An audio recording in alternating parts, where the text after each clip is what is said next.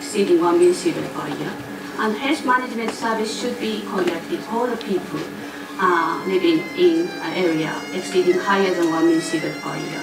And formulate a national plan on evacuation zone and those limits of radiation by using current scientific evidence and based on human rights, and reduce the radiation dose to less than 1 millisievert per year.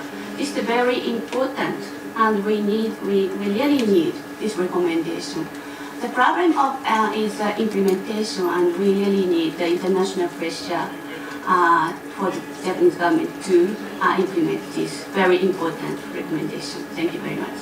And I'd like to, first introduce mic to the Wataru.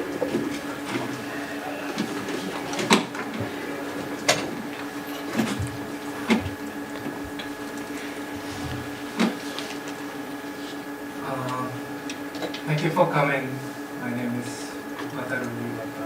from CRMS. It's been more than 2 years, so there are tons of things to say. I try to be simple as possible. This is the simulation made done by a French institution. We get the idea of how the dispersion of the system was recycled or developed into the northern hemisphere. Just to get the idea, please forget about the figures. And in the evening of 12th of March 2011, Yukio Edano, Chief Cabinet Secretary at the time, announced that there was a kind of explosive event occurred at Fukushima Daiichi nuclear plants. And let's see the nuance of this word. Explosive event is usually used for an event occurred inside the testing tube, actually. This is how the communication of the authority on Fukushima began. And another famous word of Edano is that there is no immediate health effect from the contaminated food. And this is the South Reactor building. And when the IAEA came at the April of 2011, and now it's a little bit more clean because they took out those dust. And I introduce you Mr. Edano because there's no immediate health effect. He's fully protected when he was in 20-kilometer zone. And you see a worker with a very thin mask and a journalist without the mask and this really protected. And the Secretary General of Democratic Party, he was a ruling party at the time. And when he came into the 20-kilometer zone at May of 2011, President, Mayor, and you see Mr. Okada shake hands with a cattle farmer, he's shaking hands with a plastic gloves, and it's replicated by a Japanese otaku like this. And you see obviously how the authority, government, fool the people.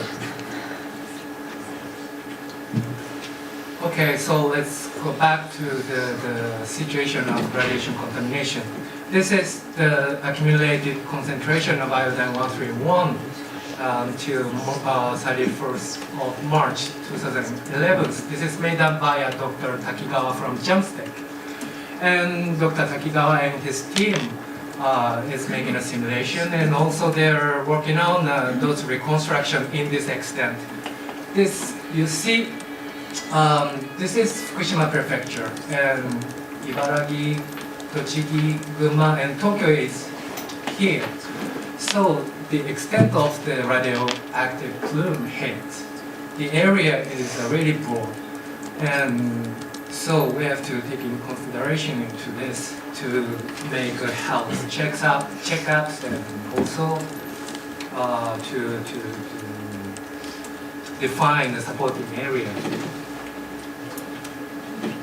Okay, this is an evacuation zone which was made down by US government at the time. And on March 15th, Division of Energy Measurement in Tohoku revealed radiation levels beyond public safety threshold. And hotspot reading near the Yokosuka military base Yokosuka is in Kanagawa Prefecture, it's a southern part of Kanto district, was so high so that the Naval Reactors Office recommended to evacuate from 200 miles, which is 322 kilometers away from Fukushima Daiichi nuclear plants. But they didn't make it. What U.S. government decided was an 80-kilometer zone as to urban-free evacuation zone for the U.S. citizens living in Japan. And I suppose it was the right choice, proper choice to announce. So actually, and you see on the right gauge scale is the population, and the population of Fukushima Prefecture is nearly about 2 million. And if we include all of those areas where is affected by the radioactive plume, it's about 35 million population living around there. So how you can move those population out from the place? And there was no any announcement for the people to stay inside the building or whatever.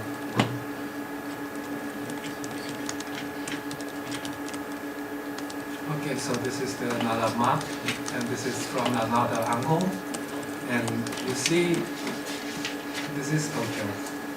Is Fukushima nuclear plants, and the extent of the contamination is quite low. Okay, so the current situation, volume of discharging in 1 hour, just only a total amount of cesium. 2012, January 29th, according to the technical, we say 72 megabecquerel per hour. 72 mega means 72 millibecquerel per hour is discharging, was discharging. And they revised in this February 28th, 10 megabecquerel per hour is still discharging from the Fukushima nuclear plants. So which means nuclear plants accident is ongoing, still ongoing. It's still discharging into the air and into the ocean. Okay, so this is the number of fuel rods placed in Fukushima Daiichi nuclear plants still now. And the total number of fuel rods is about 14,000 parts. And the amount of uranium is 2,200 tons over there. And the main problem is the fourth reactor cooling pool is in a state of vulnerable, very fragile. And so there's still afterquake in Fukushima, not only Fukushima of course, but we have a quite middle level earthquake sometimes. And when it happens in the next time, something happened, earthquake or coolant system breaking down or melting fuel touches underground water, whatever it happens, nobody could come closer to put that down, actually. So we need a emergency responding system to the people, but it's not really announced yet. And we don't need the papers for only the paper to writing about how to make evacuate the people or whatever. We need to train, or I mean, they need to train the people when something happens next, because on the roadmap of technicals to decommission the plant, it takes 30 to 40 years, actually. And while those 30 to 40 years, who knows, we're not gonna have a critical earthquake or whatever happens. So, we need a certain proper responding system to another disaster happens in Fukushima. Okay, this. Well, this is the earthquake belts and nuclear plants. You see, we have almost 5 reactors in Japan, and Japan is the most, we have a lot of earthquake, actually. So let's do this. This is written in Japanese, but it's interesting to explain to you. This is from a Harvard Center for Cancer Prevention, Harvard report so-called, and which was posted on the homepage of so-called the Association of Radiation Effect, which the institution that the electricity company has to report their